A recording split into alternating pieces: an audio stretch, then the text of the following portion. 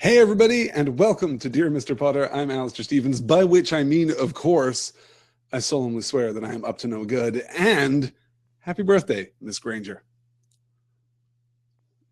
A very special Dear Mr. Potter tonight as we delve into chapters 11 and 12. Stop me if that sounds familiar for those of you listening to this live, viewing me live, because this is the session that we tried to do last week over on YouTube. This is the session that was disastrously and unceremoniously cut short at the half-hour mark, and which forced our transition into this new digital environment here at Crowdcast. So a quick word about Crowdcast for those of you who are joining me live. If you are listening to this in the podcast version, or if you are watching this on YouTube after the fact, then nothing will change for you at all. The only thing that is going to change is the actual live broadcast, which will now take place via crowdcast.io rather than YouTube.com. This is a really great digital environment. It allows me to do more in terms of sharing, more in terms of interactivity, and it cuts the lag on the conversation down to practically zero. That is to say that over on YouTube, when I used to talk to you on YouTube, you would hear me like 40 seconds later, which made conversation a little one-sided, a little stilted.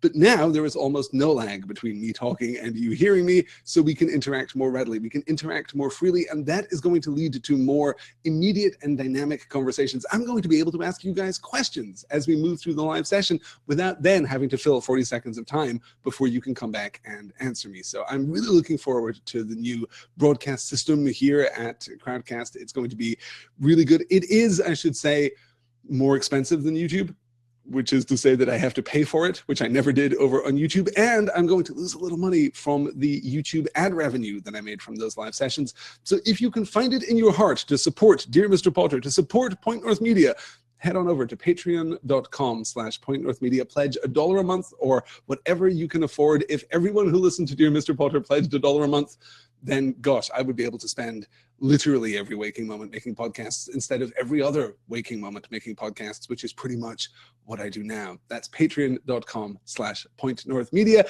It is great to have you all here figuring out the mechanics of the chat. This is lovely. Johnny is asking here, the video was pretty choppy at first, but it gets smooth. Is that normal for Crowdcast? There are still some buffering issues.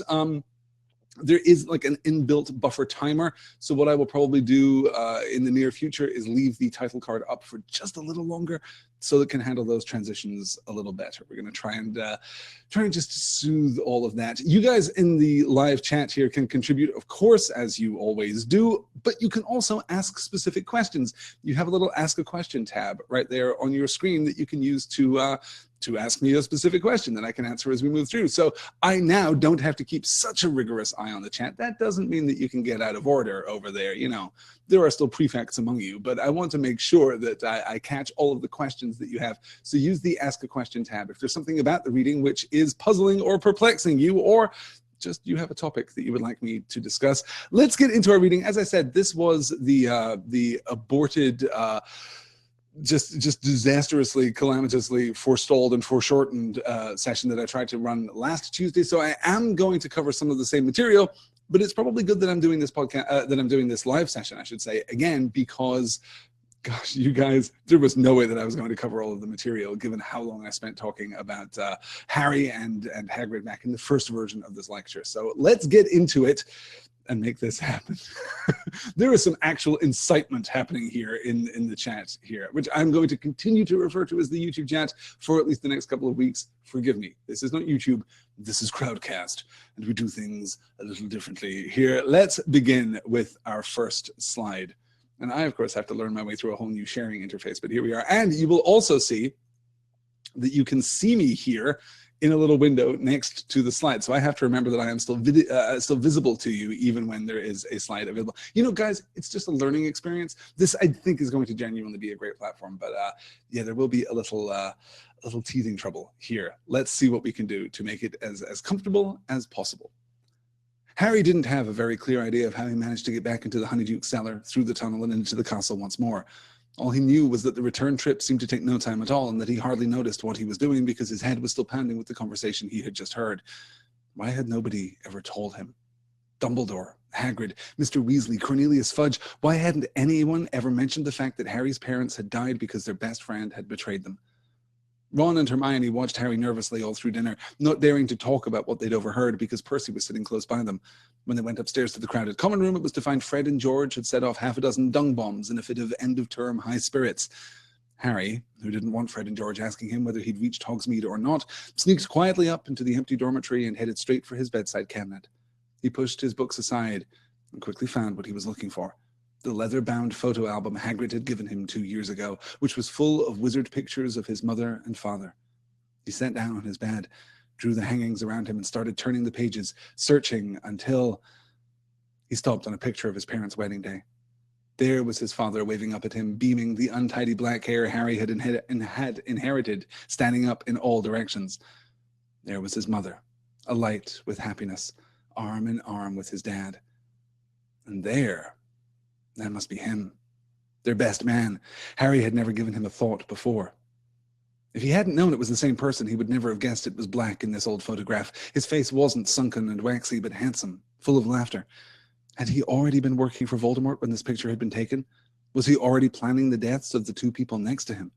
Did he realize he was facing 12 years in Azkaban, 12 years that would make him unrecognizable? So this is Harry plunging into dark thoughts. And this is one of the first moments, we'll actually get to a slide in just a second, that is going to be definitively the first and hardest moment of this. But this is one of the first moments in which Harry really deviates from the fairly emotionally simplistic template that we have established over the course of the first two books. That is to say that the first two books are children's stories in a way that the later books are resolutely not. And I've described Prisoner of Azkaban before as a transitional novel. I've described it as a threshold novel. This is the point at which the boarding school adventure begins to fall away and the adult, mature fantasy establishes its dominance utterly. We're going to see that more completely in the final flourish of the boarding school adventure, in specifically the Triwizard Tournament in Goblet of Fire. That this is the point at which these seeds are sown. This is the point at which Harry Potter as a series begins to at least expand to encompass that darker tone. We're not going to leave behind the whimsical boarding school adventure. In fact, we're going to talk about that this week. We're going to talk about that with Harry and his firebolt and the cruel confiscation of his firebolt. But this is one of the points at which we begin to expand our emotional palette. And that's absolutely appropriate because adolescence, as I've said before, is not a smooth curve. It is not a smooth linear progression from the infantile to the mature. It is jagged and it is erratic and it is unpredictable. And we take 2 steps forward and 1 step back, and sometimes 2 steps back, and sometimes 10 steps back.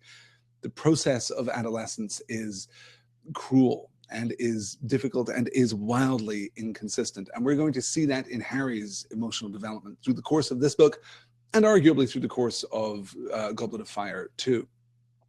It's great to see everyone here. I'm so glad that everyone is here and is chatting away, and I'm just paying no attention to the chat. I'm sorry, as I'm trying to familiarize myself with this new environment to make sure that everything is working, but this is pretty good. Yeah, we're kind of horrified at Fred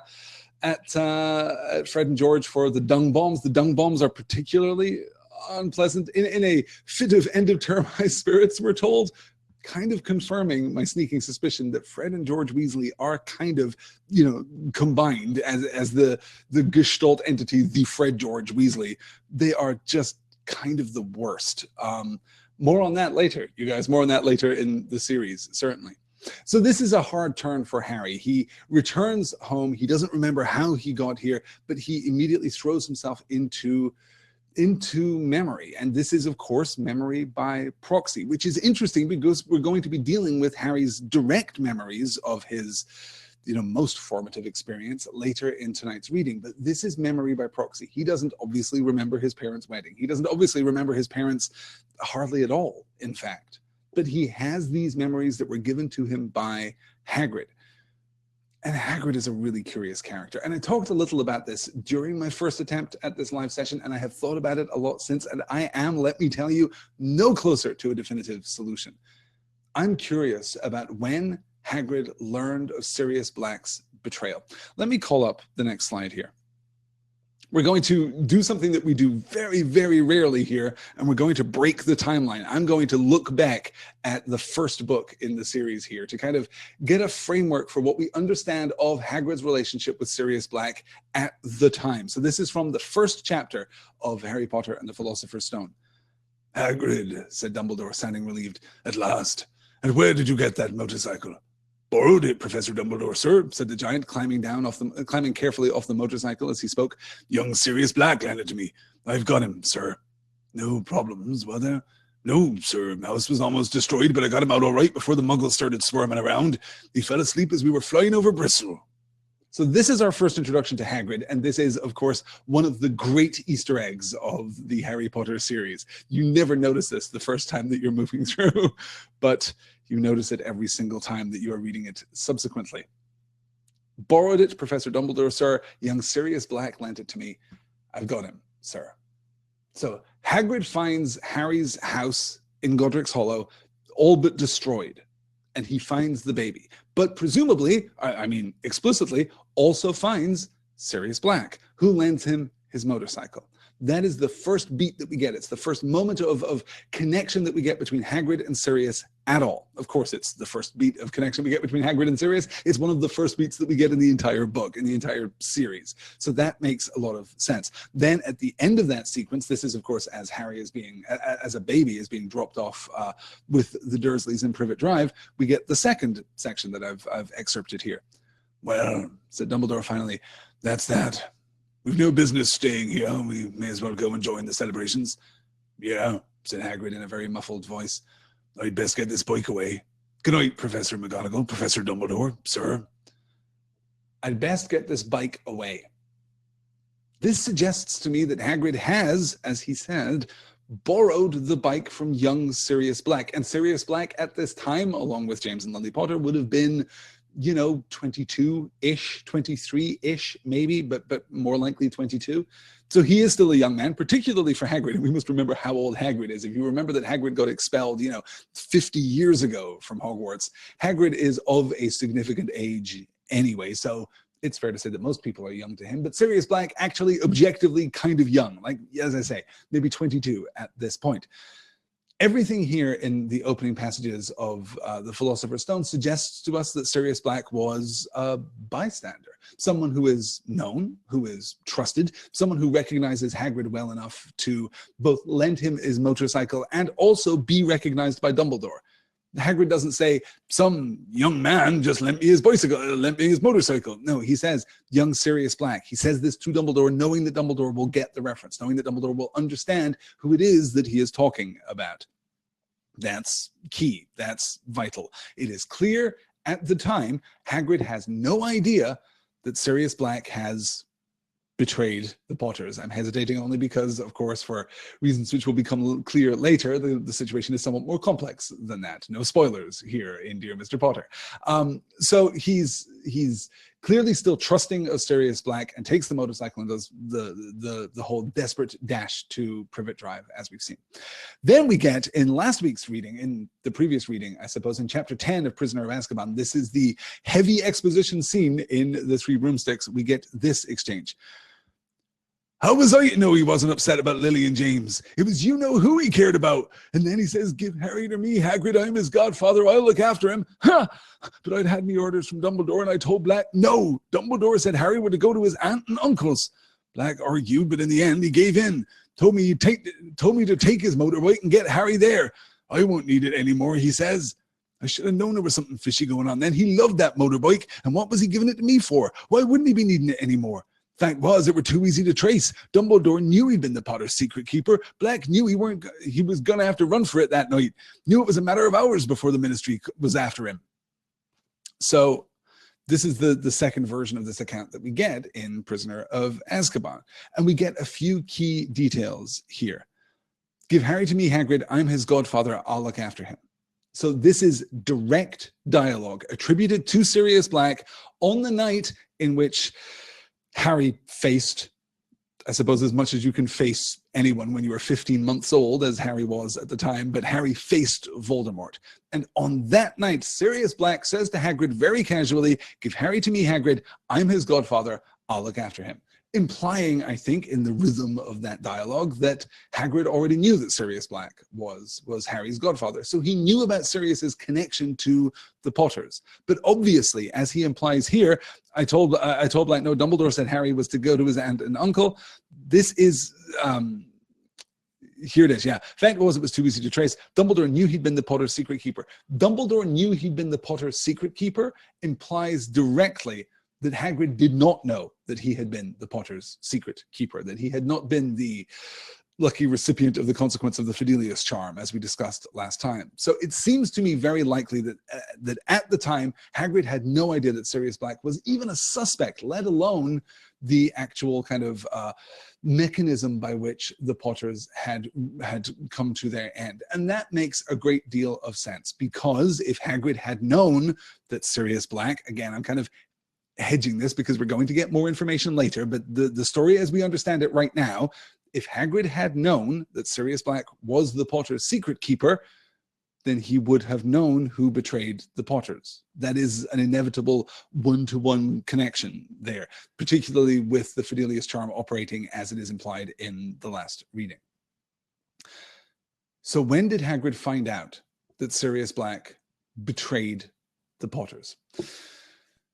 Well, it could be any time. It could be any time after that day. It certainly isn't the following night. It certainly isn't the night of November 1st, when he shows up at Privet Drive on Sirius Black's motorcycle and says to Dumbledore, young Sirius Black lent me this. Here's Harry, by the way. Because at the end of that scene, as we saw, he goes off to give the motorcycle back to Sirius. And presumably, Dumbledore would have said, hey, that's a really bad idea. So that implies that Dumbledore didn't know that Sirius was to blame for the Potters' discovery and murder at the hands of he who shall not be named. So that suggests that Hagrid would learn this later, presumably learn this at some point after Dumbledore learned it, if indeed Hagrid ever learned it. When Cornelius Fudge in the last reading is talking to Madame Rosmerta, he says, the public record, forgive me, I didn't pull the exact slide, and now I can't remember the exact quote, but he says the public record is only a part of the story. He did much worse things that most people don't know about. And when he says most people don't know about, and Madame Rosmerta leans in, Madame Rosmerta, who runs a bar in Hogsmeade, you guys, whose job is to be connected to all the news and the gossip in the wizarding world, when she doesn't know about this, we get the strong sense that this is known only to the Ministry. That the Ministry arrived at Godwin's Hollow at some point after the death of Lily and James Potter. So it is possible, going back to last week's reading, that Hagrid discovers Sirius Black's betrayal there and then. That is why his reaction is as powerful and immediate as it is because this is him learning the news. When he yells in all caps about that traitor, this is fresh anger from Hagrid. This is fresh betrayal from Hagrid. He is now learning the news for the first time. And there are some questions, perhaps, about whether or not Hagrid interacted with Sirius Black at all at Azkaban. I have no doubt at all that he did not. I have no doubt at all that he was... well, we know that Sirius Black didn't behave like the other inmates of Azkaban. He didn't behave like the other prisoners, that he was sequestered away from them for much of the time. So I'm confident, in fact, that he didn't. And I like to imagine, just for my own kind of emotional well-being, I like to imagine that Hagrid was kept in some kind of minimum security version of Azkaban. You know, it's the bottom floor or maybe the top floor of Azkaban. I'm not sure which one is better when you're a giant, you know, arcane prison out at sea. But he's in like the good part of Azkaban. It's just, you know, it's very comfortable, kind of decorated like a 70s doctor's lounge, has a couple of TVs around the place, you know, just, I like to believe that because I don't want to think of Hagrid in Azkaban. Good. Okay, let me catch up with the YouTube chat here. Oh, this is interesting. Art asks, do we know if anyone spoke on Sirius's behalf when he was first arrested? We do not. We strongly believe, in fact, not. I mean, there is no one who could have spoken on Sirius's behalf. And certainly because of information that will be revealed to us later in the story, there was no reason for anyone to speak on Sirius's behalf. As the situation is presented to the Ministry at the time of the Potters' death at the time of the Potter's murder. The case against Sirius Black is 100% cast iron solid. That is it. No, there was a Fidelius charm. You were the secret keeper. Lord Voldemort broke the charm. It's on you, buddy. Which does tangentially, by the way, raise an interesting question. How did Hagrid find the house in Godwin's Hollow? What happened to break the Fidelius charm so that Hagrid could get there? There's nothing in our understanding right now of the Fidelius charm that makes me think that you know, upon the death of the secret keeper or upon I don't know, upon the violation of the terms of the secret. So when the secret keeper gives up the secret, that the charm isn't broken, right? That seems actually to be pretty consistent with our understanding of magic in this world.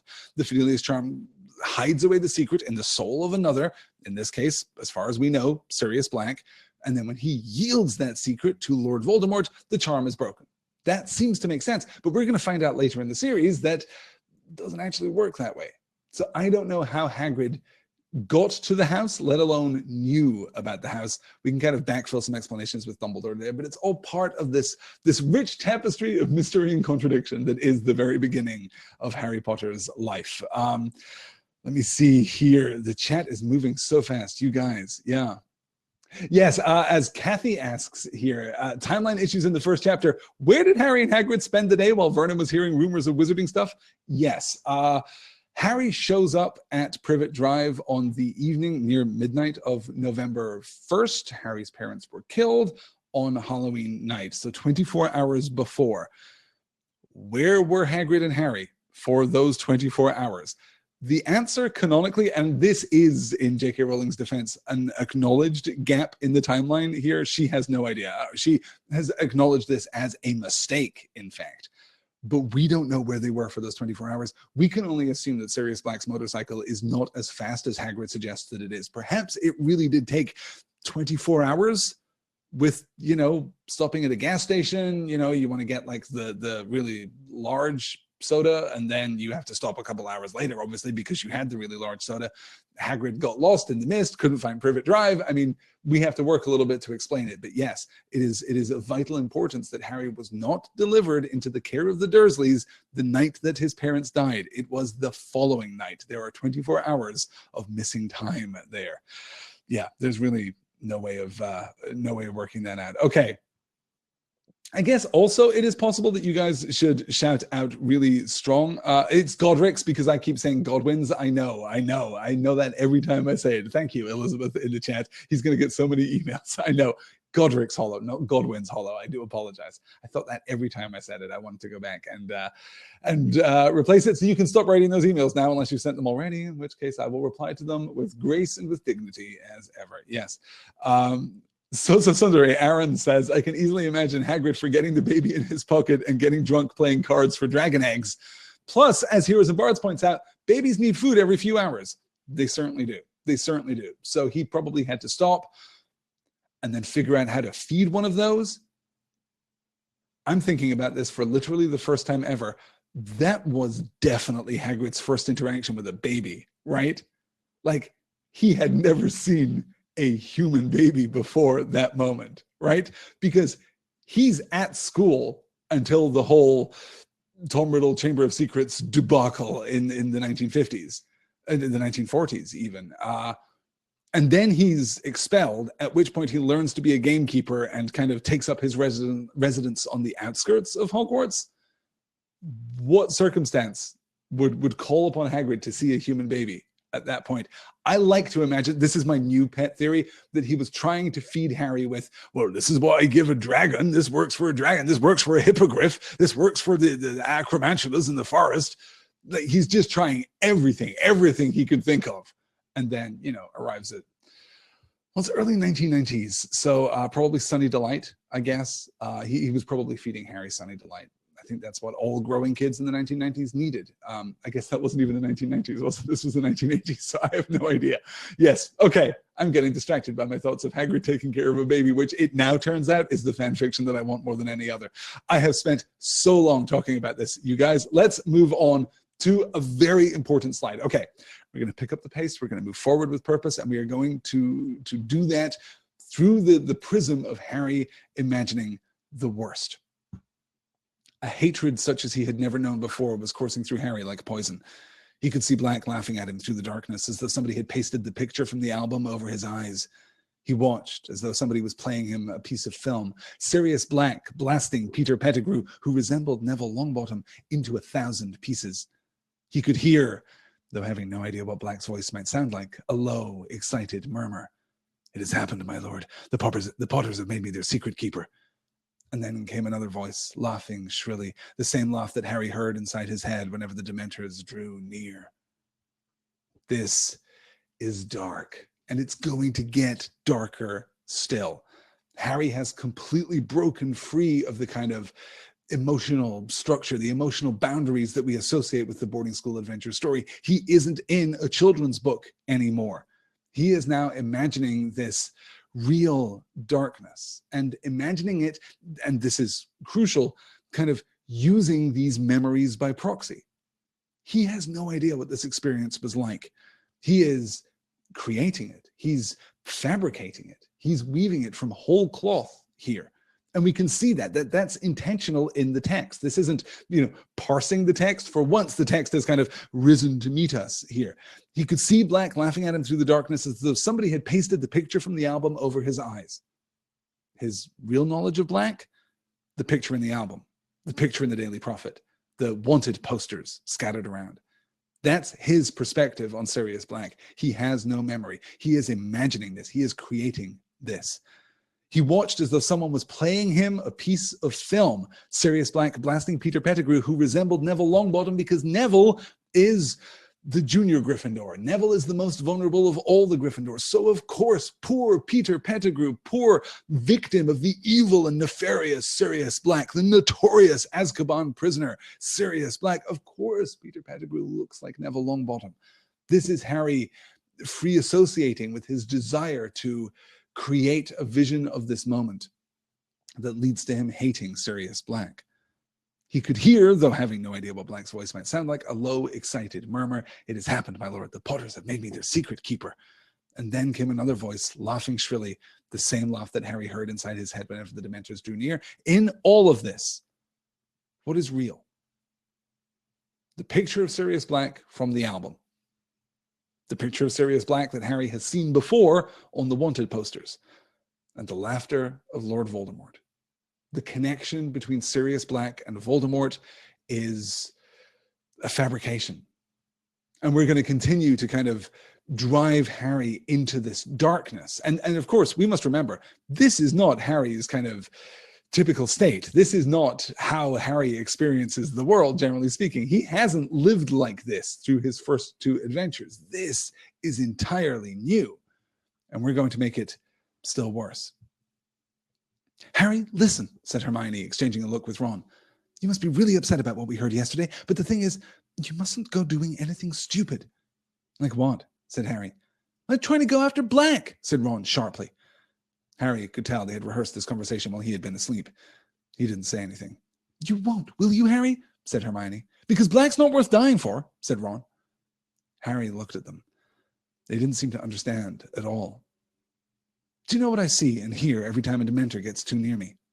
Ron and Hermione shook their heads, looking apprehensive. "I can hear my mum screaming and pleading with Voldemort.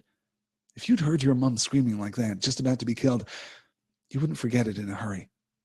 And if you found out someone who was supposed to be a friend of hers betrayed her and sent Voldemort after her, there's nothing you can do," said Hermione, looking stricken. "The Dementors will catch Black and he'll go back to Azkaban and serve him right. You heard what Fudge said. Black isn't affected by Azkaban like normal people. It's not a punishment for him like it is for the others. So what are you saying?" said Ron, looking very tense. "You want to kill Black or something?" "Don't be silly," said Hermione in a panicky tone. "Harry doesn't want to kill anyone, do you, Harry?" Again, Harry didn't answer. He didn't know what he wanted to do. All he knew was that the idea of doing nothing while Black was at liberty was almost more than he could stand. Let's cut right to the heart of this, you guys. Harry wants to kill Sirius Black. This is not the boarding school adventure. This is not even the fantasy adventure. This is darker than that. This is more personal than that. This is, and I've been thinking a lot about because of course we talk so much and so frequently about thresholds here in Dear Mr. Potter, because Harry Potter as a series is about nothing as much as it is about thresholds and adventure. But I've been thinking a lot about those moments which really test Harry. And this to me is the first point at which Harry could conceivably be lost. This is a real breaking point in his future, in his character. At this point, Harry takes one more step and he proves that the hesitation of the Sorting Hat was right. He proves that he should be Slytherin. And I'm talking Prisoner of Azkaban Slytherin. I'm talking old school, no, they're actually just villains Slytherin. At this point, Harry could become a bad guy. He doesn't. Ultimately, minor spoilers for the rest of the series, he doesn't take this choice. He doesn't walk this path. But it is presented to him here. We are absolutely testing Harry's character in a way that we haven't done before. Harry's going dark willow, says Gildarts Winters. Imagine if there was a code they used when a wizard went down the path of vengeance. I think that code is, yeah, he's gone bad. He's a dark wizard. We have a name for it, dark wizards. Wizards apparently go dark all the time. This is terrifying. Why are we teaching kids magic at all? All of this should be outlawed. I'm sorry, sometimes I have these reactionary moments. Yes, as Melissa says, I can't imagine how scary the thought must be for Hermione and Ron. You're completely right. And Rayla Lynn, I hope I'm pronouncing that correctly, says, Harry, oh, it's the chat is scrolling so fast. Harry, your impetuous Gryffindor is showing, don't rush in, you're not Magnus. I think that might be the first Adventure Zone reference here in Dear Mr. Potter. I promise you that it will not be the last. Yes. Oh, Jen is appreciative of that too. Harry is definitely a Magnus though. Harry is definitely a Magnus, which would make, oh boy, Ron a Merle and Hermione a Taco. That works surprisingly well, you guys. I'm going to have to think about that a lot more and maybe contact Sarah Kate Pazant to draw some fan art because I'm super into that. So we see the turn here. We see the twist here. And we also see that Harry is completely disconnected from his friends. Okay. You won't, will you, Harry? Said Hermione. Because black's not worth dying for, said Ron. Harry looked at them. They didn't seem to understand at all. Do you know what I see in here every time a Dementor gets too near me? That's not actually a continuation of the conversation. That is a non sequitur transition. His friends don't seem to understand, so he's going to give them additional information about the terrible crime that Sirius Black committed. His friends are entirely cognizant of the terrible crime that Sirius Black committed. That is not what this is about, excuse me. It is not the case that Hermione and Ron don't understand the topic at hand. It is that Harry doesn't understand the topic at hand. This is dark, this is grim, you know. And it's wonderful to see Hermione and Ron working together. They're going to be separated for a lot of this book, which, by the way, is not my favorite thing. I don't like that conflict between our power trio. I think generally the power trio works at its best when they are together. That is a problem in Chamber of Secrets. It is a problem in this book. It is going to be a problem later in the series for like a good long while in the Deathly Hallows. Are you kidding me? Anyway. I think that Harry Potter works better as a series, better as a story when the power trio are together, because we get this reflection of Harry's own agency, his own interiority here. Harry is the hero, but he needs the logos on one shoulder and the pathos on the other. And in fact, we are going to get to that in the very near future. Let's do one more slide first before we get to that. In fact, Harry decides that he's going to go and talk to Hagrid. He and Ron and Hermione are going to go and talk to Hagrid, kind of shake this off, kind of get some perspective. So they go to Hagrid, who is having, gosh, just a very bad day, just a very bad day at this point. Dear Mr. Hagrid, further to our inquiry into the attack by a hippogriff on a student in your class, we have accepted the assurances of Professor Dumbledore that you bear no responsibility for the regrettable incident. Well, that's okay then, Hagrid, said Ron, clapping Hagrid on the shoulder. But Hagrid continued to sob and waved one of his gigantic hands, inviting Harry to read on. However, we must register our concern about the hippogriff in question. We have decided to uphold the official complaint of Mr. Lucius Malfoy. This matter will therefore be taken to the Committee for the Disposal of Dangerous Creatures. The hearing will take place on April 20th, and we ask you to present yourself and your hippogriff at the committee's offices in London on that date. In the meantime, the hippogriff should be kept tethered and isolated. Yours in fellowship. There followed a list of the school governors. The inclusion of the Buckbeak subplot in Harry Potter and the Prisoner of Azkaban is one of the more deft pieces of storytelling that we're going to get from J.K. Rowling in the entire run of the series. The way that this is used as, well, initially, I suppose, used as, hey, it's one of Harry's amazing boarding school adventures at Hogwarts. Isn't this great? This is just like any other adventure that Harry has had. It's a little heightened because now Hagrid is acting as a professor, which is wonderful. And we get this kind of, this bond between the two of them, but it could be a complete standalone adventure, okay? If you cut off the Buckbeak incident, when Harry takes his flight and returns and, hey, everything is wonderful, it would sit actually very comfortably in the pages of Philosopher's Stone or Chamber of Secrets. It feels like one of those short form, one-shot adventures that Harry can have just to show us that the wizarding world, you guys, is so cool. But it's not that, because it gets turned by pettiness and by triviality and by venality. It gets turned by Draco Malfoy, who is at this point not a great villain, not a great antagonist even, but just selfish and venal, as Slytherins at this point in the series so often are. Again, not to offend any Slytherins in the audience, I get it. J.K. Rowling's going to change her mind about Slytherin. She's going to kind of expand that definition as we move forward. But at this point, Slytherins are pretty much bad news. Like, you have to concede that in the first 3 books, Slytherins are just as bad can be. And that's it. They don't really get any more character development than that. But here we're taking it still further, and this is completely compatible with the darkening tone of the series. This is completely compatible with what Prisoner of Azkaban as a singular text accomplishes within the frame of the entire series.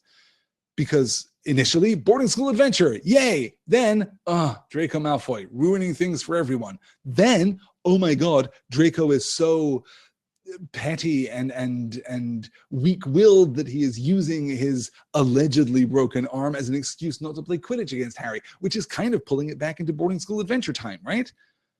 And then this is a significant point of interaction between the wizarding world as it is represented within the bounds of Hogwarts. This is this safe and somewhat insular world, and the wider wizarding world, specifically, of course, the legalistic framework of the wizarding world. And the reason that we are doing this is that we are looking at law within the wizarding world. We're looking specifically at crime and punishment within the wizarding world. We've already talked about the many ways in which Sirius Black and Harry are paralleled, particularly through the first half of the novel, but we're not done exploring that space. There's still more there.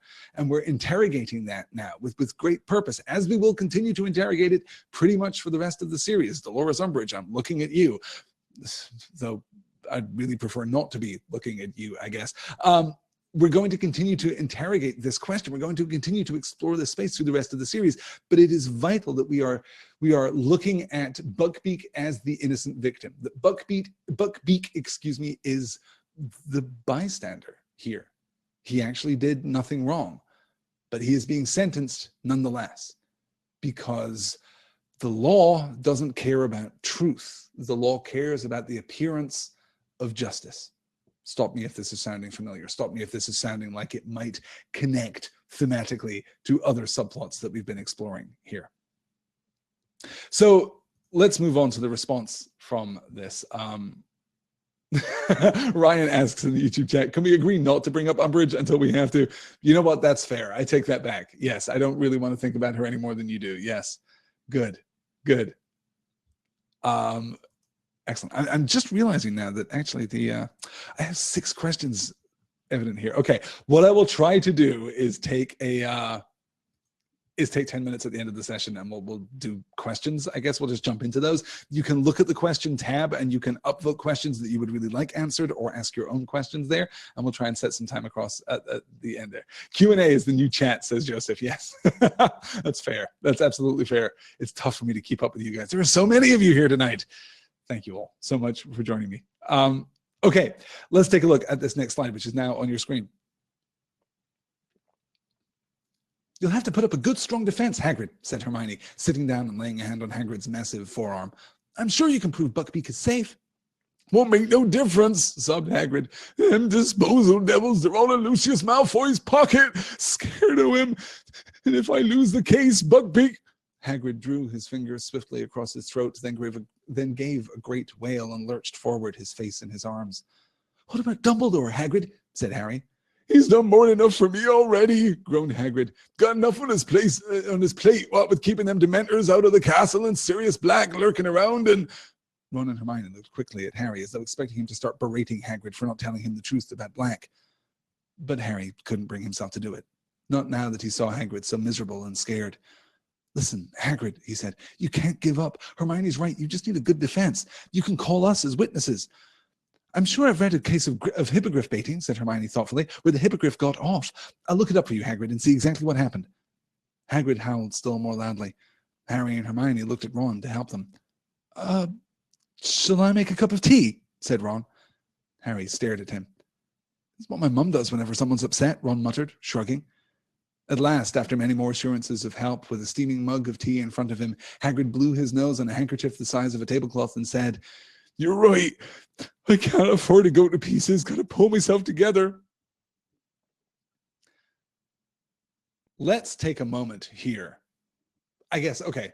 So first off, Hagrid's despondency at the fate of Buckbeak speaks to his credit. Yes, there is an issue here, as I'm sure Elizabeth has already pointed out in chat, that Hagrid here is not living up to his responsibility as a professor at Hogwarts, not living up to his responsibility really as, a adult, not really living up to his adult responsibilities here, and kind of relying on our power trio to fix things, kind of relying on her.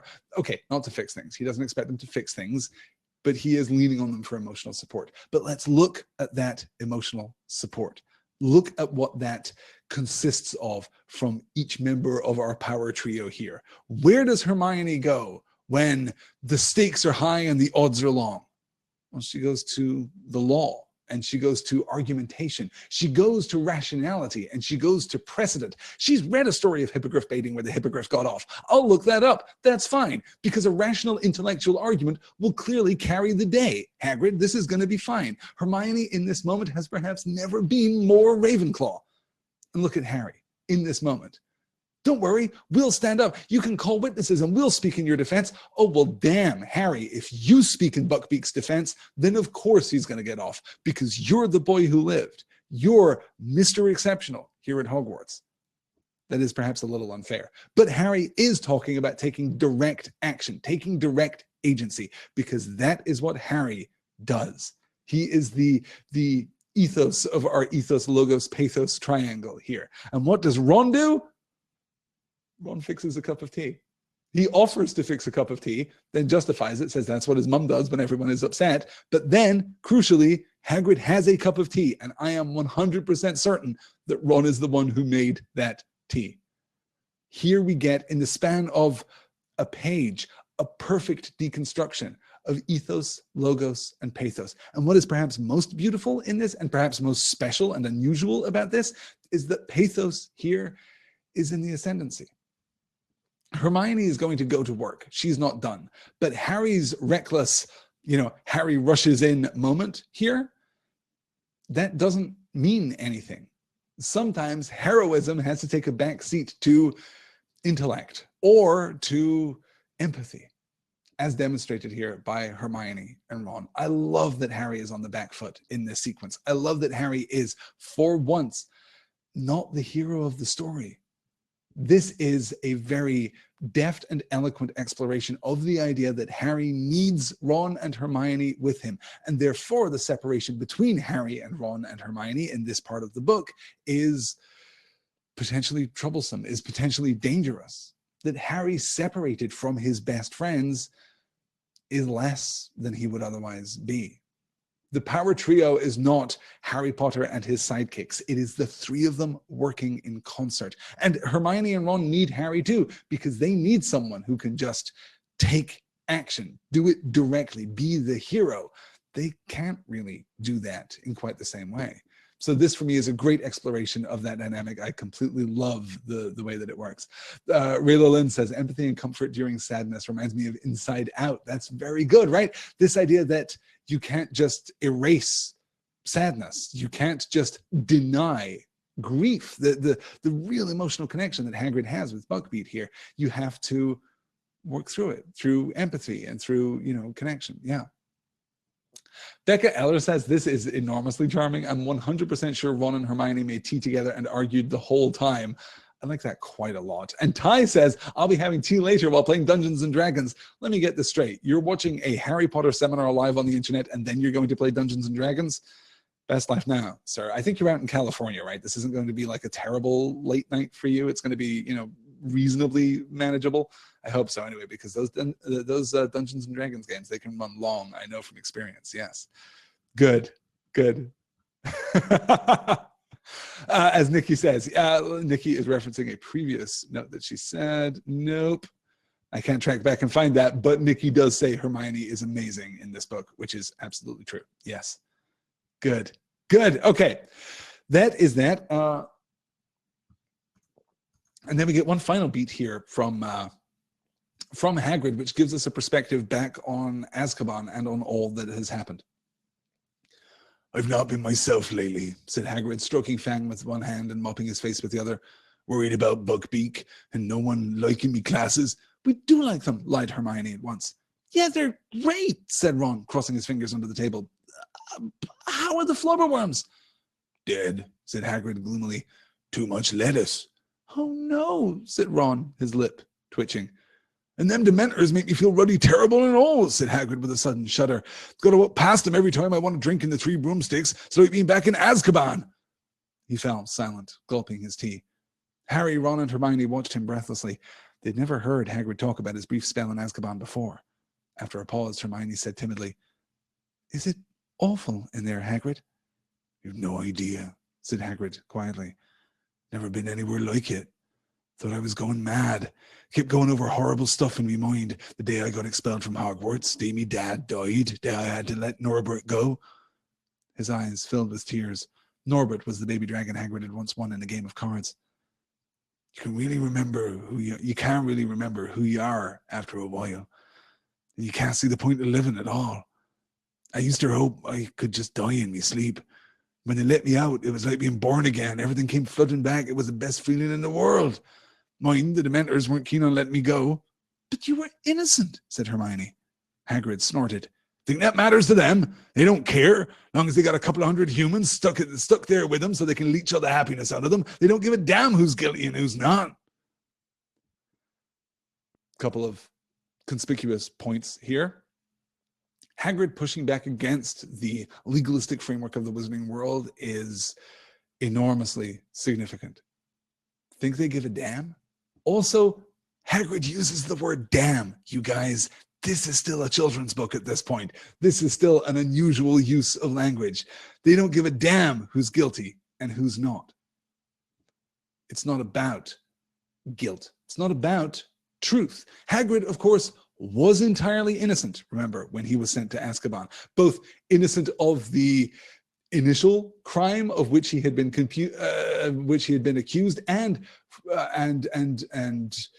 in light of which he had been so devastatingly punished. Hagrid was innocent of that, and was now innocent of the reopening of the Chamber of Secrets too. Hagrid has suffered the injustices of the Wizarding World. And our faith in legalistic tradition at this point should perhaps not be that high.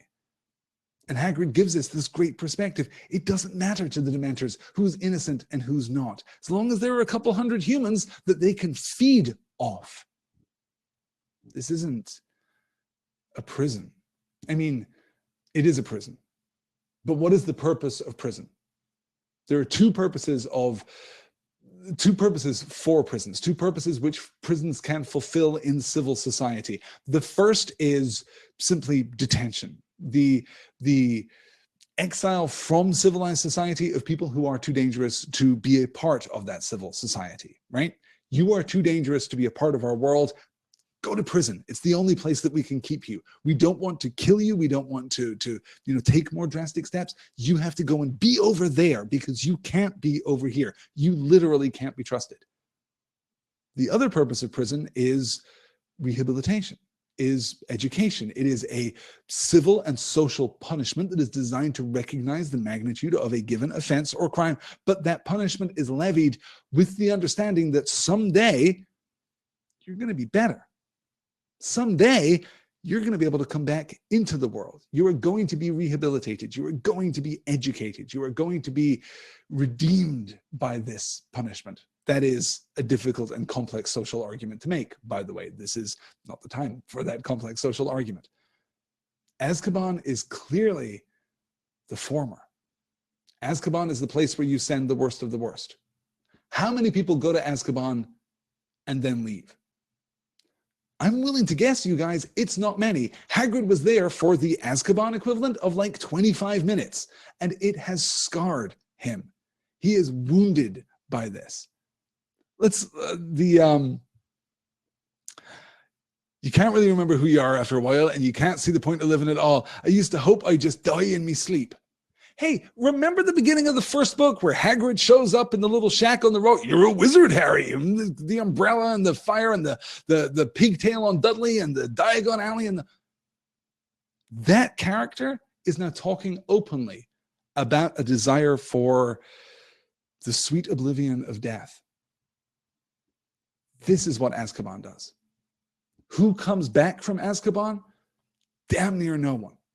And the reason that I'm stressing this so much is to demonstrate how skillfully J.K. Rowling is both kind of framing the issue of crime and punishment, but also immediately and simultaneously deconstructing the notion of crime and punishment. Sirius Black was the worst man who was ever in Azkaban. He's the most notorious prisoner of Azkaban. He's the goddamn eponymous prisoner of Azkaban. But Azkaban is not what it seems to be.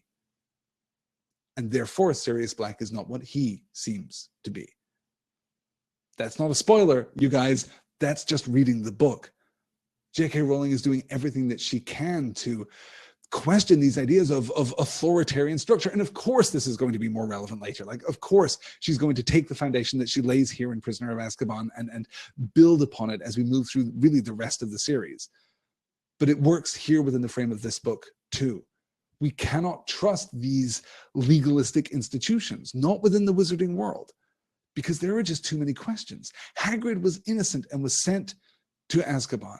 And while he was there, all but forgot who he was, who fell asleep longing for death. Hagrid, perhaps the most alive and vibrant character we've ever had, was longing for death. This is a caustic criticism of crime and punishment in the wizarding world. Yeah. Joseph says, Alistair just says, God damn, I think this podcast is leaving its boarding school story roots. Fair, yes. It got a little heated there, you guys. I like to keep this podcast PG-13. I think I'm still doing that. I think I'm still okay, but yes. Good call. Yes, as Nikki says, but Hagrid's crime is minuscule. How could it land you in Azkaban? I understand that it shows the faults of our justice system, but because it was never about Hagrid's crime.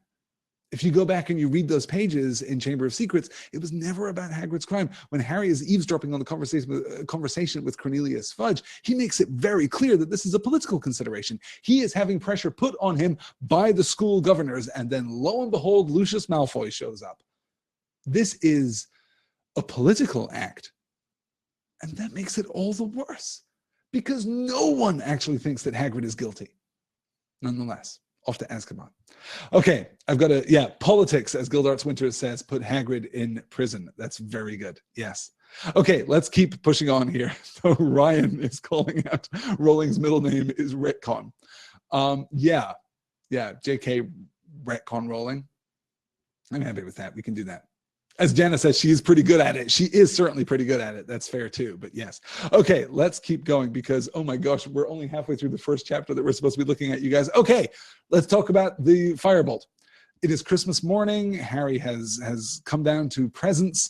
There are, how many students are there left in the school? 8? Fewer than that, probably, right? I know that we get a specific number because it's going to be directly relevant in just a few pages' time, but there are very few students left in Hogwarts. Normally, a large number of students stay for the Christmas holidays. This year, almost no one because of the Dementors. You guys, it's not a great place to spend, the festivities here at Hogwarts. Harry ripped the parcel open and gasped as a magnificent gleaming broomstick rolled out onto his bedspread. Ron dropped his socks and jumped off his bed for a closer look. "I don't believe it," he said hoarsely. It was a firebolt, identical to the dream broom Harry had gone to see every day in Diagon Alley. Its handle glittered as he picked it up. He could feel it vibrating and let go. It hung in mid-air, unsupported at exactly the right height for him to mount it. His eyes moved from the golden registration number at the top of the handle right down the perfectly smooth, streamlined birch twigs that made up the tail. "Who sent it to you?" said Ron in a hushed voice. "Look and see if there's a card," said Harry.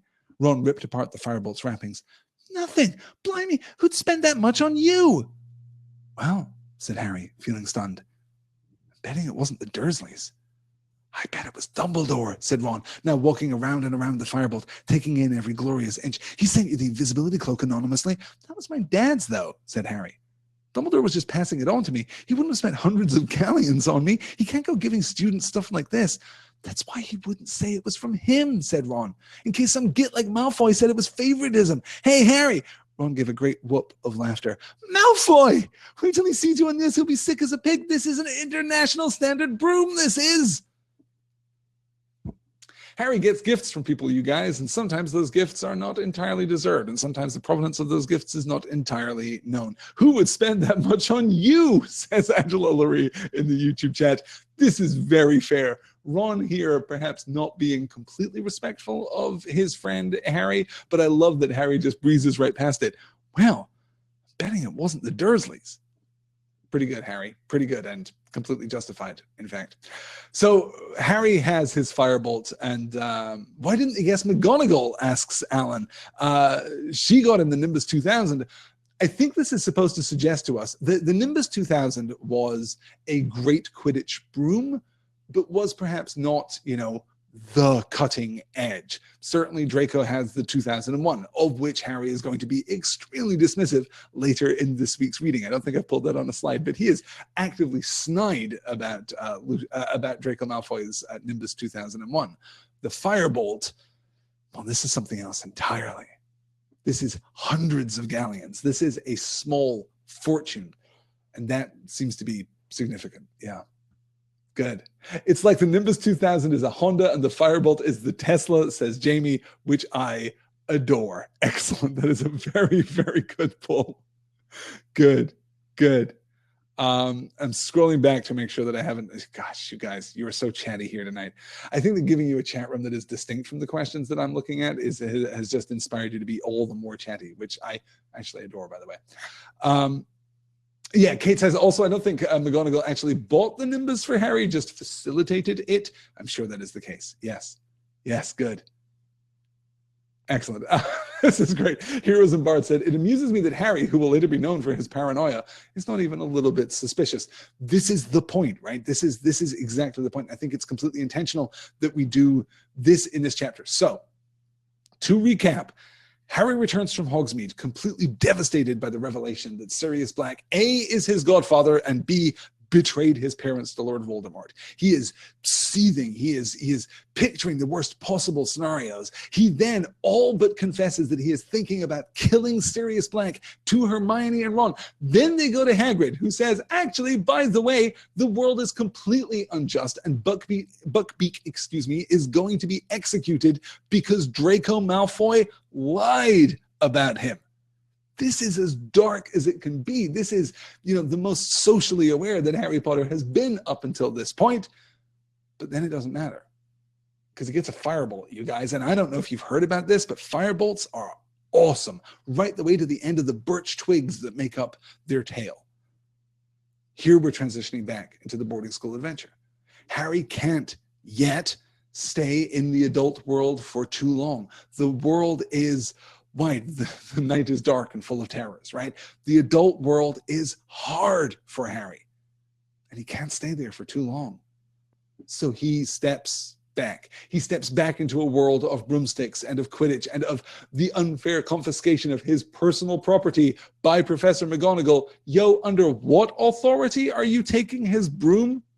Like, I get that you're a teacher at this school, but you presumably have to ask before you take a student's personal property, right? But it doesn't matter She absolutely doesn't have to ask before she takes a student's personal property, because we step back into the boarding school adventure. Harry isn't yet ready for the adult world, not all the time. And he's seeking refuge as much as, honestly, we are seeking refuge. So we cut from there to the feast. Yes, no, she thinks it's dangerous, says Heroes and Bards. No, that's fine. She can tell him that he's not allowed to use it in a Quidditch game. Is she allowed to just take his personal property because she thinks it might be dangerous? That's a complicated kind of confiscation, right? Because the firebolt is not dangerous in and of itself. This is not like Fred and George Weasley are wandering around with, artillery-grade firecrackers in the halls of Hogwarts, which presumably they have more than once.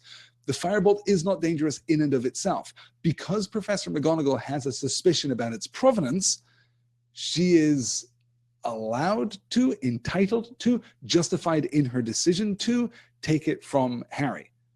Well, no, not in the adult world.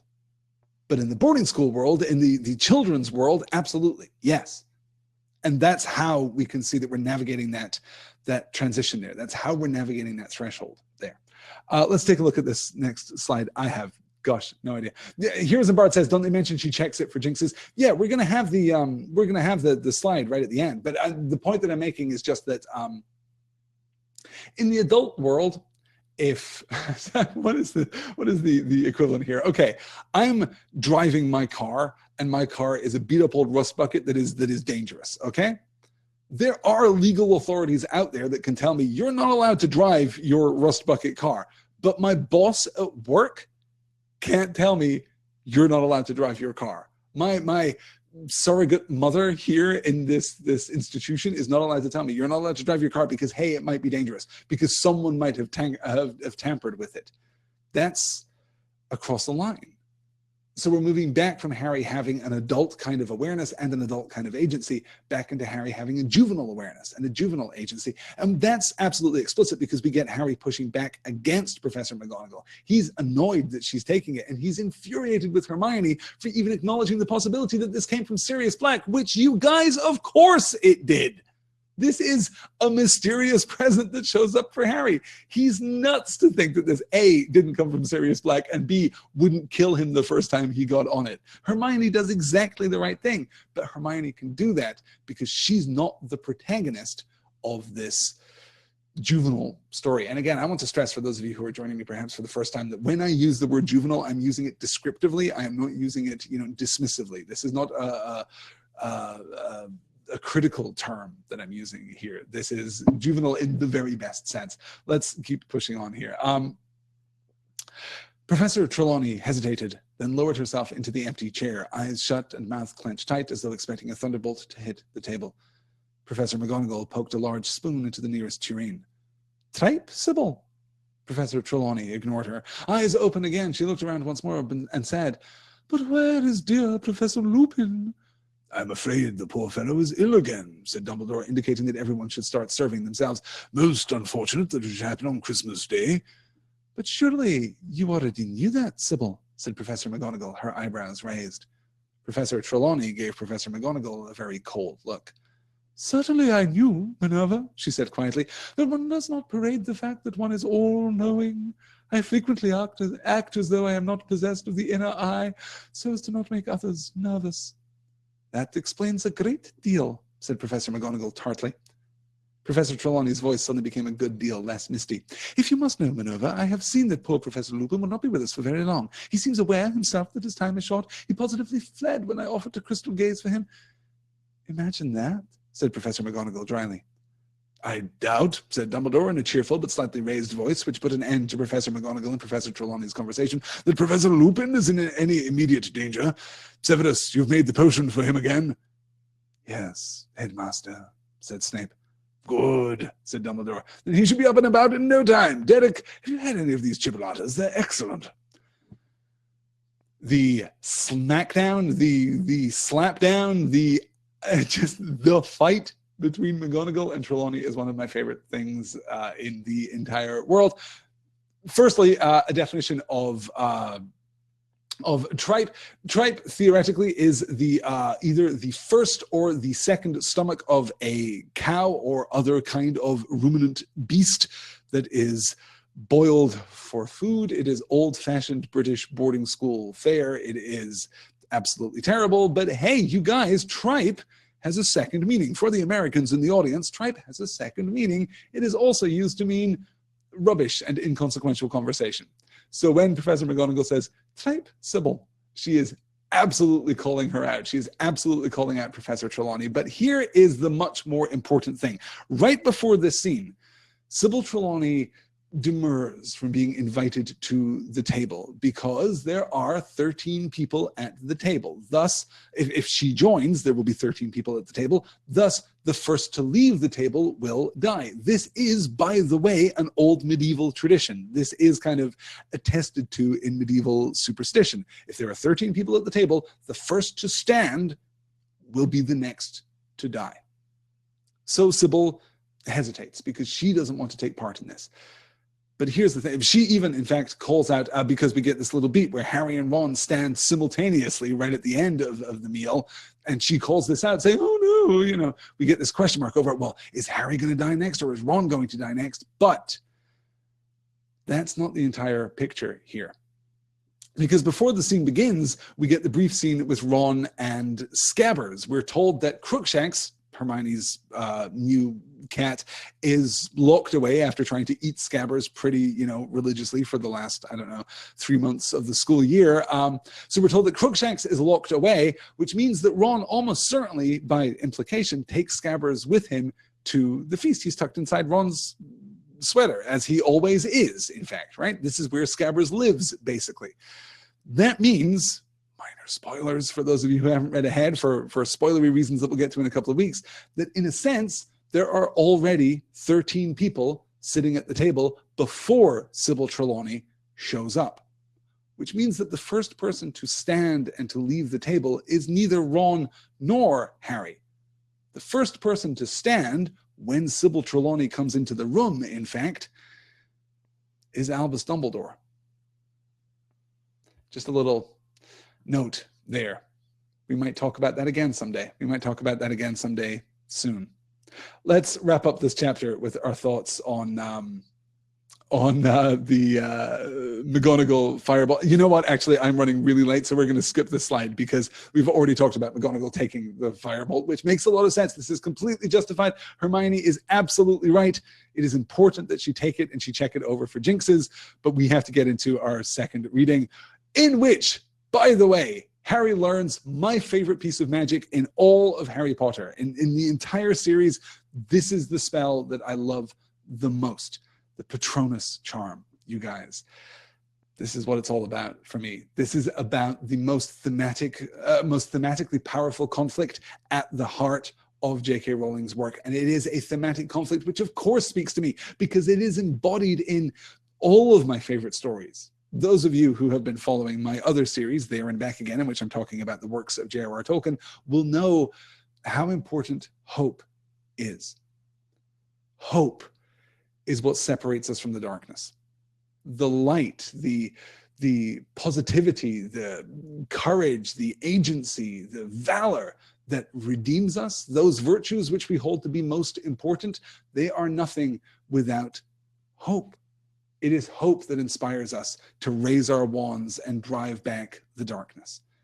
And the Patronus charm is the magical embodiment of hope in the world of Harry Potter, which does raise some weird questions later. Like, it is weird that this charm is not standard practice. Why is this charm not day one, lesson one of Defense Against the Dark Arts? I get that it's hard. I get that it's complicated. I get that many people can't do it, but a knowledge of it would help. Well, actually, I have a theory about why this is the case. Within the bands of Prisoner of Azkaban, the Patronus charm is used for one thing and one thing alone: driving away Dementors. Well, yeah, okay. We'll kind of put a pin in that because that's not actually a complete statement that I just made, but primarily it is used for driving away Dementors. Where do we find Dementors? Azkaban. Who is responsible for Azkaban? The Ministry of Magic. Who is responsible, in the broadest sense, for the syllabus at Hogwarts, as we will see very specifically in later books? The Ministry of Magic. Is it possible that we are de-emphasizing the importance and the utility of the Patronus charm for the young witches and wizards at Hogwarts because the Patronus charm is a specific counteragent against the guards at Azkaban? Does Sirius Black know the Patronus charm? Did he know the Patronus charm when he was sent to Azkaban? These are legitimate questions at this point. Does Hagrid know the Patronus charm? Actually, does Hagrid know the Patronus charm? Does Hagrid have a Patronus, you guys? I'm not sure at all that I remember that. This is why I'm now super happy that there's no lag between my rhetorical questions and your chat contributions here. Does he have? He doesn't, does he? Jamie's saying no. Yeah, I'm curious about that. Hagrid doesn't have a Patronus because he never learned. Oh, right. Okay. Yes. Okay, good. I'm caught up. Thank you. You know, I haven't read some of the later books in a while, so yes, good. Yeah, we're talking about our Patronuses here. Alan says that his is a buzzard. I prefer an octopus with a great little emoji there. That's excellent. I like that very much.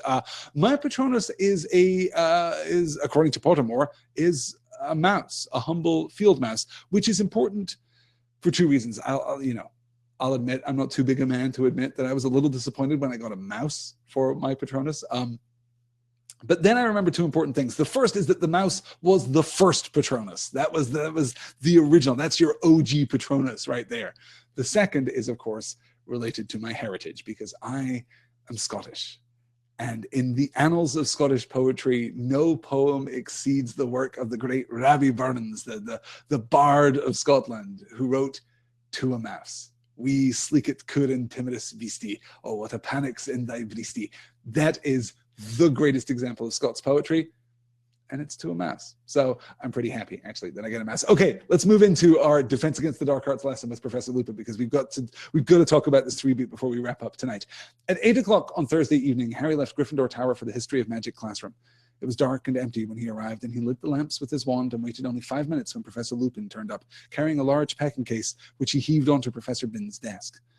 "What's that?" said Harry. "Another boggart," said Lupin, stripping off his cloak.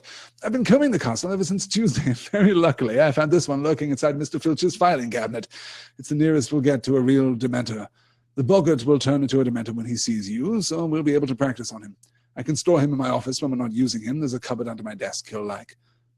"Okay," said Harry, trying to sound as though he wasn't apprehensive at all and merely glad that Lupin had found such a good substitute for a real Dementor.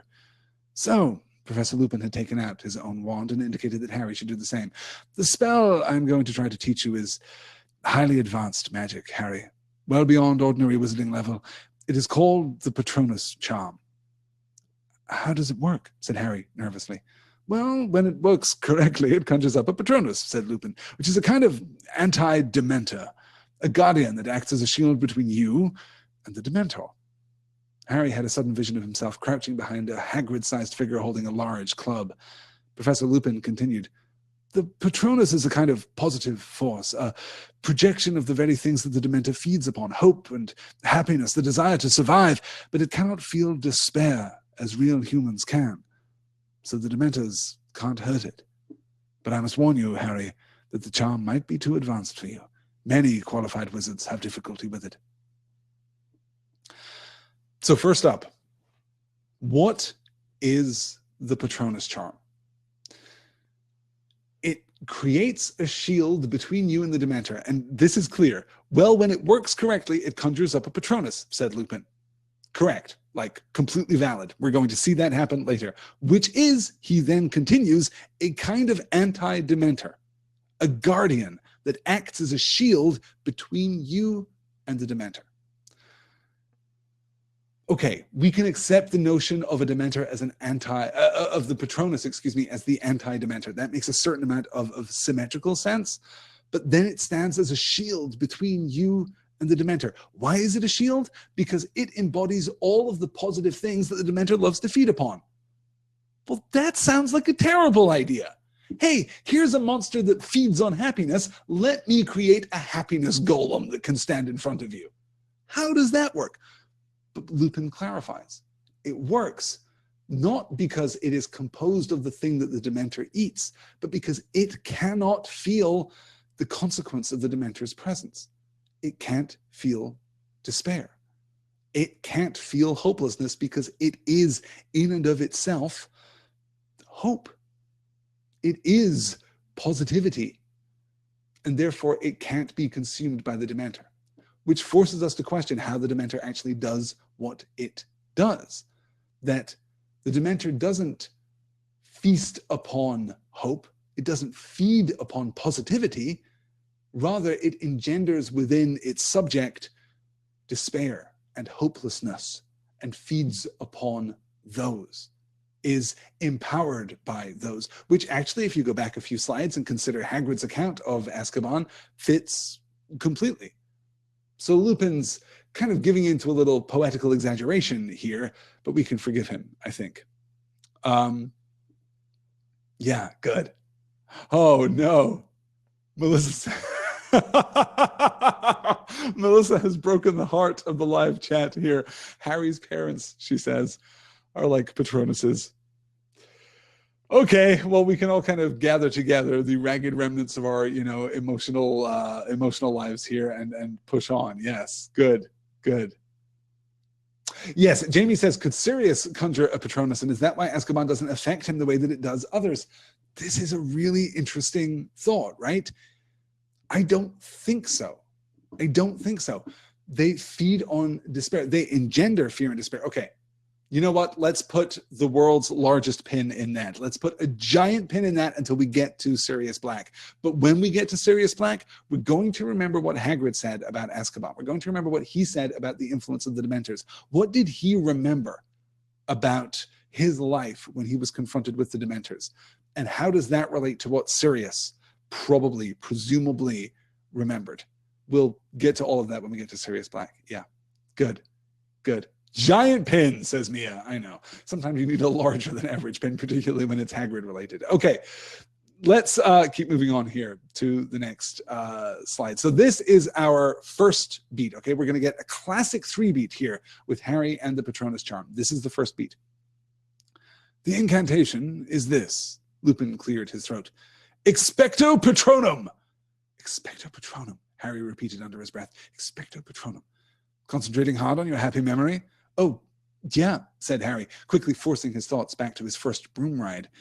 Expecto Patrono! No, Patronum! Sorry, Expecto Patronum! Expecto Patronum!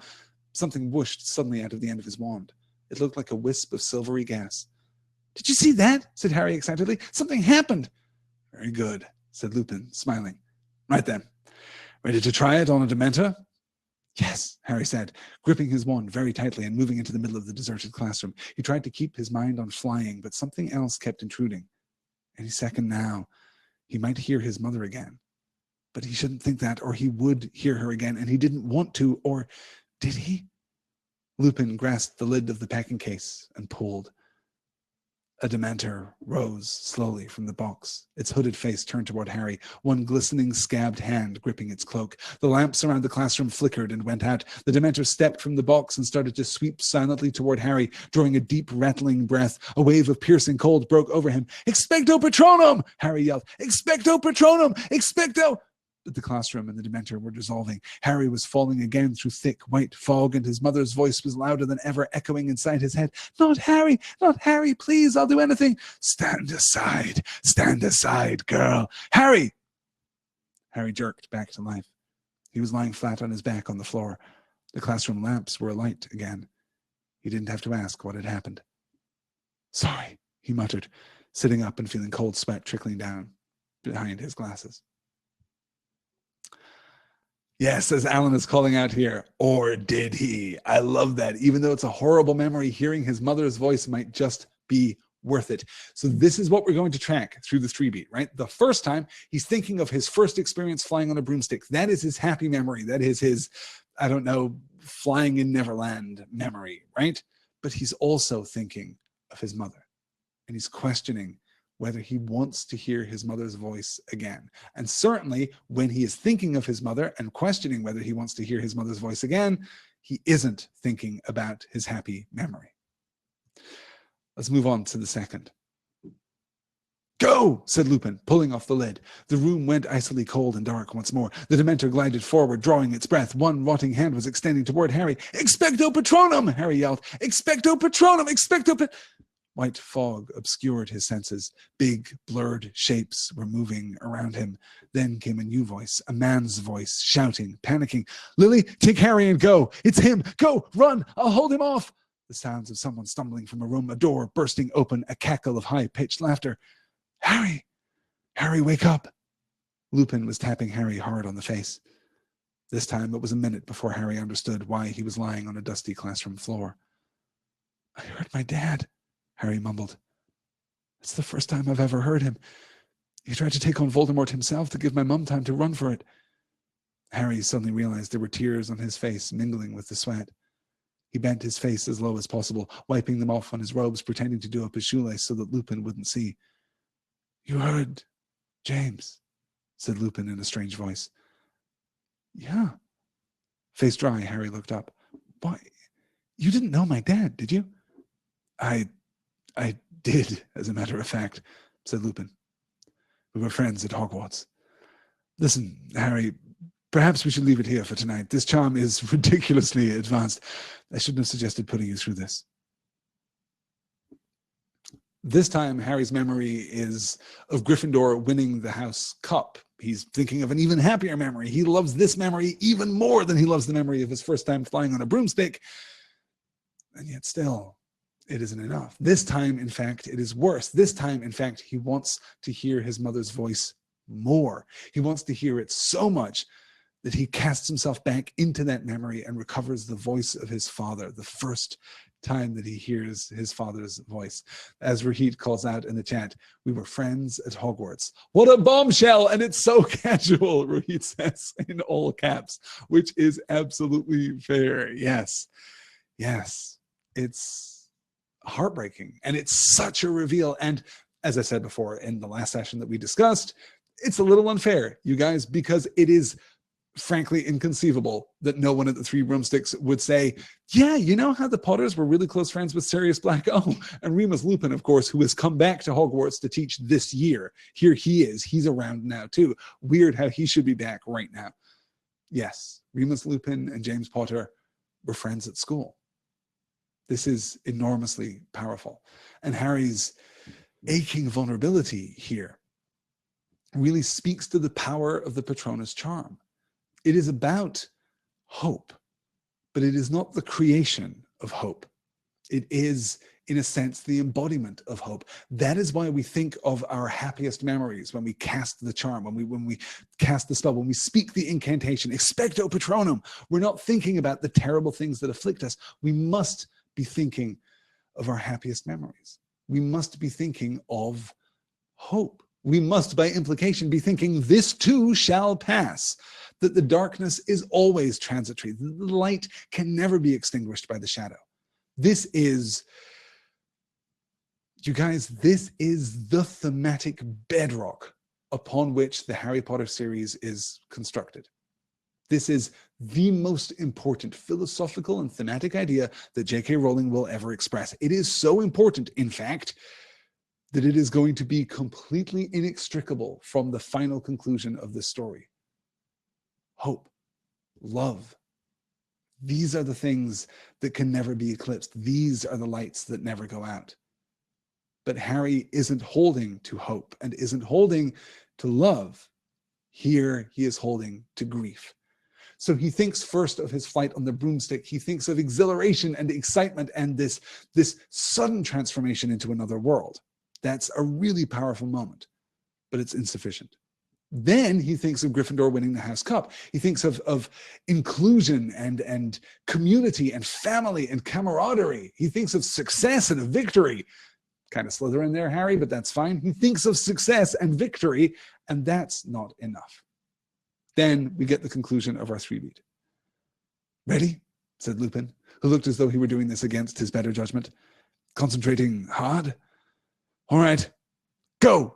He pulled off the lid of the case for the third time, and the Dementor rose out of it. The room fell cold and dark. "Expecto Patronum!" Harry bellowed. "Expecto Patronum! Expecto Patronum!" The screaming inside Harry's head had started again, except this time It sounded as though it was coming from a badly tuned radio, softer and louder and softer again, and he could still see the Dementor. It had halted, and then a huge silver shadow came bursting out of the end of Harry's wand to hover between him and the Dementor. And though Harry's legs felt like water, he was still on his feet, though for how much longer he wasn't sure. "Ridiculous!" roared Lupin, springing forward. There was a loud crack, and Harry's cloudy Patronus vanished along with the Dementor. He sank into a chair, feeling as exhausted as if he'd just run a mile, and felt his legs shaking. Out of the corner of his eye, he saw Professor Lupin forcing the boggart back into the packing case with his wand. It had turned into a silvery orb again. "Excellent," Lupin said, striding over to where Harry sat. "Excellent, Harry! That was definitely a start." So finally, it works. And what is the memory that triggers Harry's great success over the Dementor? I mean, okay, a partial success. He's still hearing the screaming. It's coming and going. It's fading in and out, but he's still hearing it. But it is sufficient that he can drive the Dementor back, if only for a moment. What is the memory that triggers this? Do any of you recall from your reading? What is the memory that works for Harry? Let me catch up here in the chat to see if any of you have called it out. No, none of you have called it out yet. Yes, the moment he learned he was a wizard, says Rohit. Winning the cup, says Nikki. No, it's neither of those things. I mean, it's related to the first, but it's not that. What he remembers is leaving the Dursleys. What he remembers is leaving Privet Drive. That's his thought. That's what gives him hope. Because that wasn't about accomplishment, and it wasn't about experience. That was a moment when he was at the lowest point. He was at the nadir of his arc here, right? He's gone through everything that he's gone through with the Dursleys, but he leaves. That's what gives him hope. It's that future of potential. It's a really powerful moment. Yeah. Good. Yeah. The flip side of learning he was a wizard, says where yes, you were really close there. Yes. Good.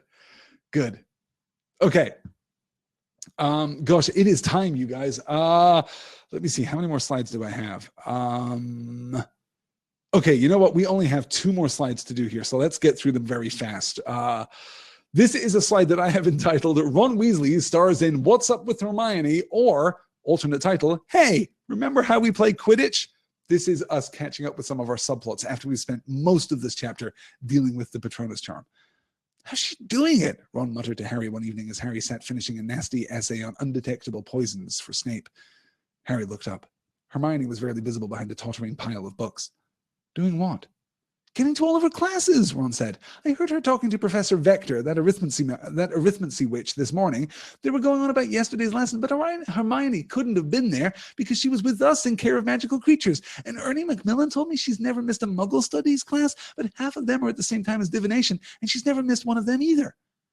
Harry didn't have time to fathom the mystery of Hermione's impossible schedule at the moment. He really needed to get on with Snape's essay. 2 seconds later, however, he was interrupted again, this time by Wood. Bad news, Harry. I've just been to see Professor McGonagall about the firebolt. She got a bit shirty with me, told me I got my priorities wrong, seemed to think I cared more about winning the cup than I do about you staying alive, just because I told her I didn't care if it threw you off as long as you got the snitch first. Wood shook his head in disbelief. Honestly, the way she was yelling at me, you'd think I said something terrible. Then I asked her how much longer she was going to keep it. He screwed up his face and imitated Professor McGonagall's severe voice. As long as necessary, Wood. I reckon it's time you ordered a new broom, Harry. There's an order form at the back of which broomstick. You could get a Nimbus 2001 like Malfoy's got. Wood's obsession with Quidditch, a thing of beauty. Ron leaning into the Hermione subplot that is arcing through the entire book and will play a major contributing part in the resolution of the story. Really quite beautiful. And as Riddlin says in the chat here, of course Ron is paying attention to Hermione. Though Melissa asks, does anyone else feel like Ron's constant questions about Hermione felt out of character? That's a really interesting question. No, because as by implication Rayla Lynn feels here, Ron watches Hermione. He pays attention to Hermione. And it isn't always about Crookshanks and Scabbers, and it isn't always about her being, the smartest kid in class. He pays attention. If you note I haven't talked a lot about this because it's just one of those subplots that I don't really have a lot of time to cover, but if you paid attention to the development of the subplot, it's always Ron who notices, because he is always keeping track of where Hermione is and isn't. And when she shows up, he's surprised, brackets, and delighted. And when she's suddenly somewhere else, he's confused because he's been keeping track in a way that Harry hasn't. Ron's interest in Hermione is, yeah, definite subtext by now. Lynn says, I'm too small. It would be nice if sometimes I can make myself full screen. You know, I can cancel this back here. There you go. I can be full screen for a minute. I've only got one more slide to do. Sorry. I know it's a better compromise than the last compromise, which was that I wasn't visible on screen at all during the live sessions, which was, you know, I would just disappear. Yes, as Becca says, maybe a week when we aren't so far behind. That's a very good point. Yes, most weeks we aren't going to have this many slides, but right now, let me share and focus back here. I can do this half and half thing, but I fear the half and half thing makes it difficult for you guys to actually read the text that's on the slide, which kind of defeats the purpose of the whole slide. Here we are. Let's wrap this up. Harry is back with Lupin, of course, right at the end of this chapter, and says, Butterbeer, said Harry without thinking. Yeah, I like that stuff. Lupin raised an eyebrow. Ron and Hermione brought me some back from Hogsmeade. Harry lied quickly. I see, said Lupin, though he still looked slightly suspicious. Well, let's drink to a Gryffindor victory against Ravenclaw. Not that I'm supposed to take sides as a teacher, he added hastily. They drank the butterbeer in silence until Harry voiced something he'd been wondering for a while. What's under a Dementor's hood? Professor Lupin lowered his bottle thoughtfully. Well, the only people who really know that are in no condition to tell us. You see, the Dementor lowers its hood only to use its last and worst weapon. What's that? They call it the Dementor's kiss, said Lupin with a slightly twisted smile. It's what Dementors do to those they wish to destroy utterly. I suppose there must be some kind of mouth under there, because they clamp their jaws upon the mouth of the victim and suck out his soul. Harry accidentally spat out a bit of butterbeer. What, they kill? Oh, no, said Lupin. Much worse than that. You can exist without your soul, you know, as long as your brain and heart is still working, but you'll have no sense of self anymore. No memory, no anything. There's no chance at all of recovery. You'll just exist as an empty shell, and your soul is gone forever. Lost. First up, destroy utterly, Mia says. A cold shiver. Yes, exactly right. Exactly right. Vile here. First up, butterbeer. Clearly, canonically, slightly alcoholic. Right?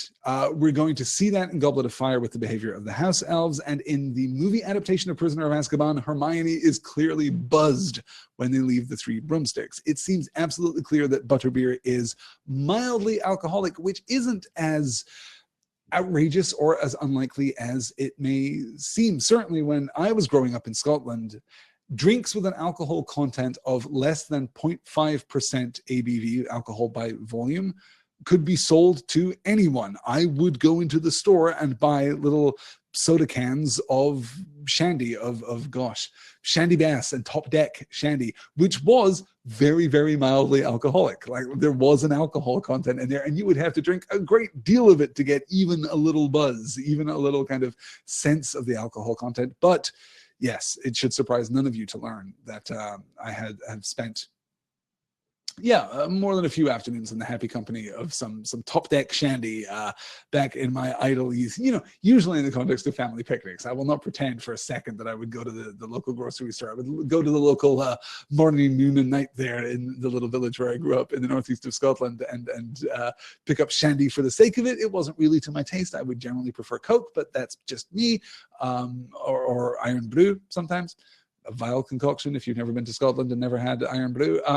But yes, so you can buy, you know, mildly alcoholic drinks, and that seems to me to be where butterbeer is.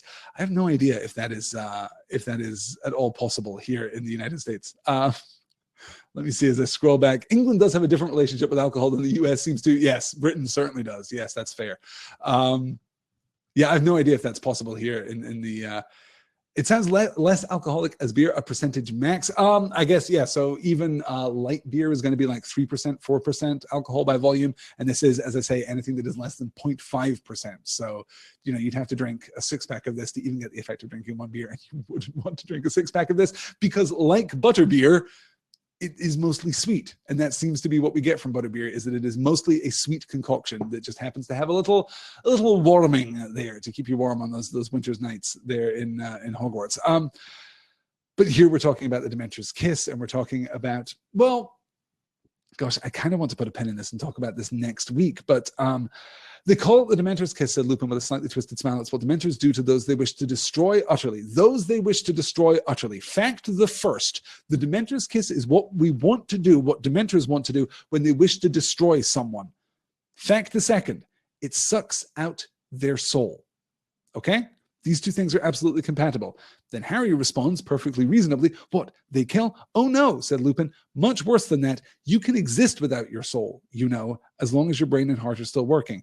So what the Dementors do when they want to destroy someone utterly is not kill them. This is worse than killing them. What a Dementor will do is render you soulless. What is the interaction of the Dementor's Kiss and the soul? To what degree is the soul connected to hope and positivity and courage and valor? Well, that's something we're going to continue to look at. But this is our second beat in that kind of ongoing story. We've already addressed the idea that the soul is where hope resides, you know, to borrow from Emily Dickinson just a little bit there.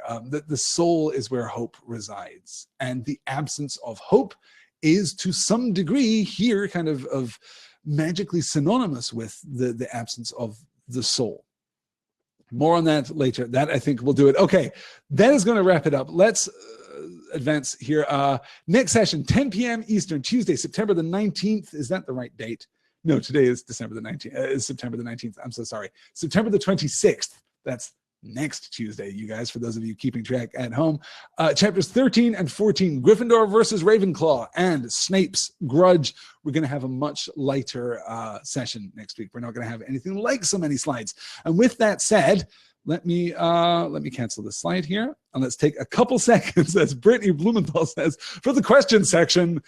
I can't answer all 14 questions that are suddenly here, and I'm not sure that I'm going to be able to answer this question. The first question comes from Melissa, who asks, if Harry Potter were if Harry Potter were to be remade, would you want a TV miniseries, movies, or more books? Dreamcast for the Golden Trio?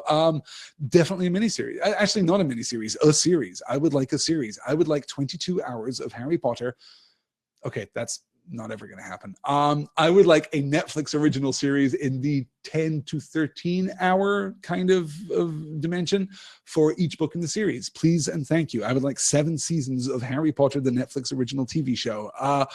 Dreamcast for the Golden Trio, you know, I just don't know enough young actors to carry this off, because you have to find a kid who's 11, basically, and follow him through the entire production, much as we have with Adventure Time and the voice of Finn, who has aged up as that show has gone on.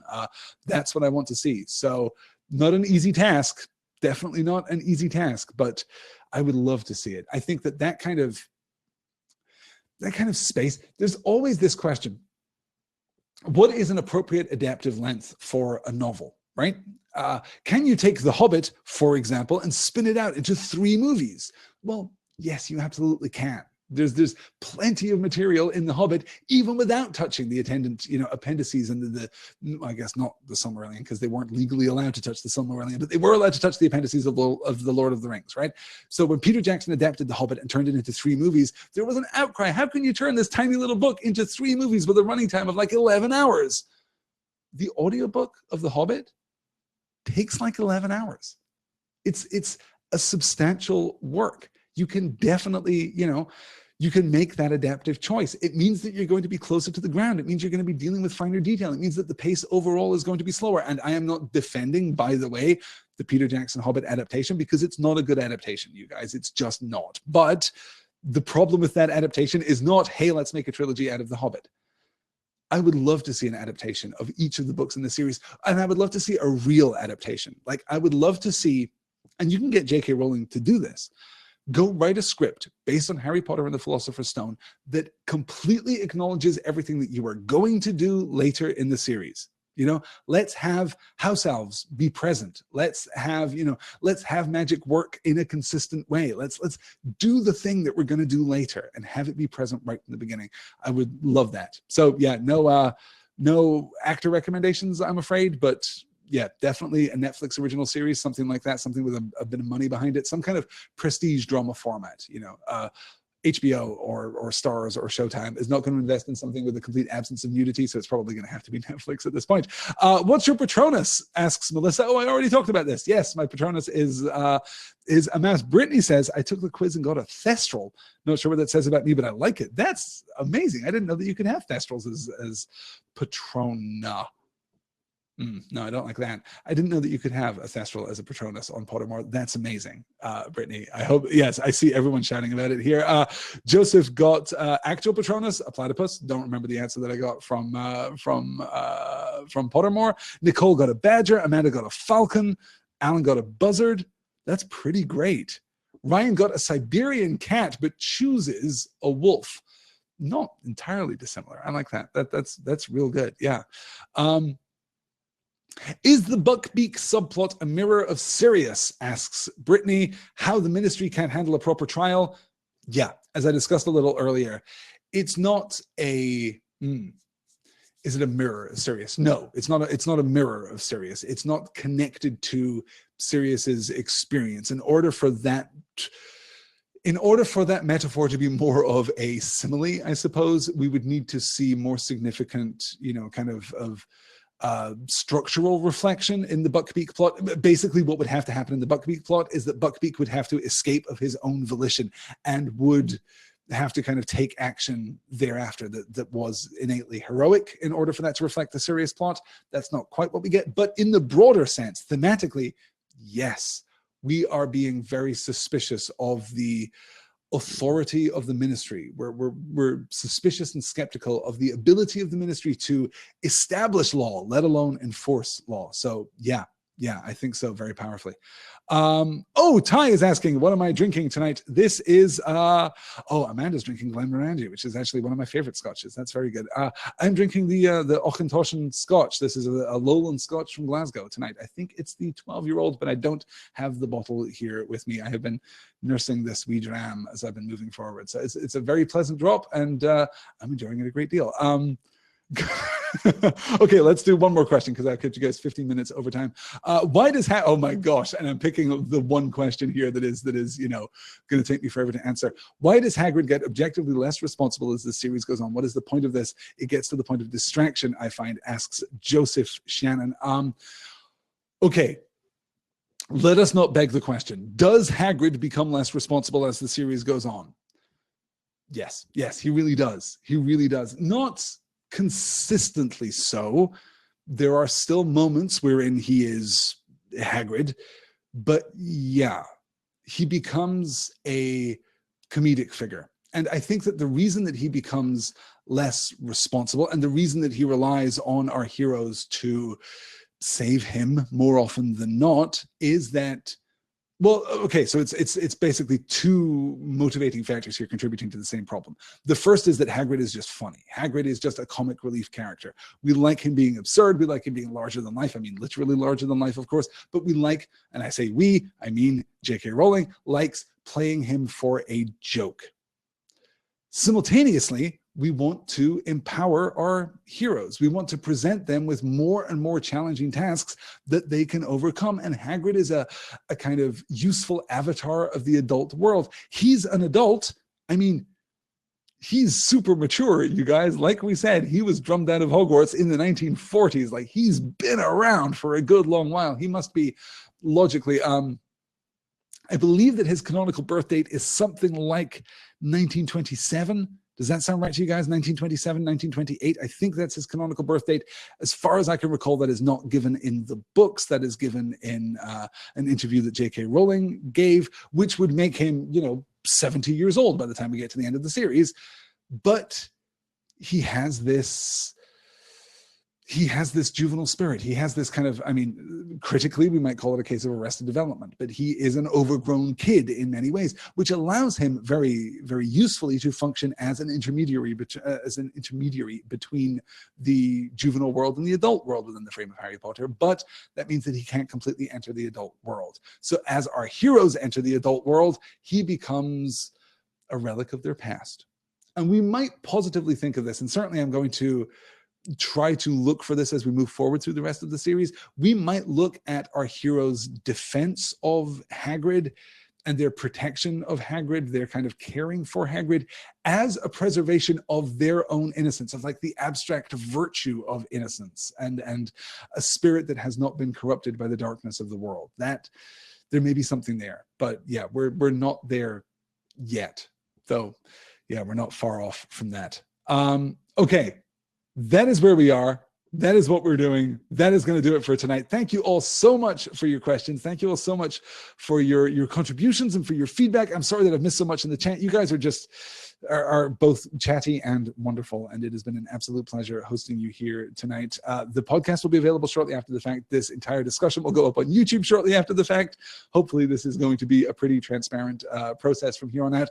Do, if you can, if you're watching me here live, or if you're interested in taking part in the live discussions, do head on over to crowdcast.io and follow me there. You can find me, if you click the little Point North Media banner right at the top of the screen, you should be able to follow me through that.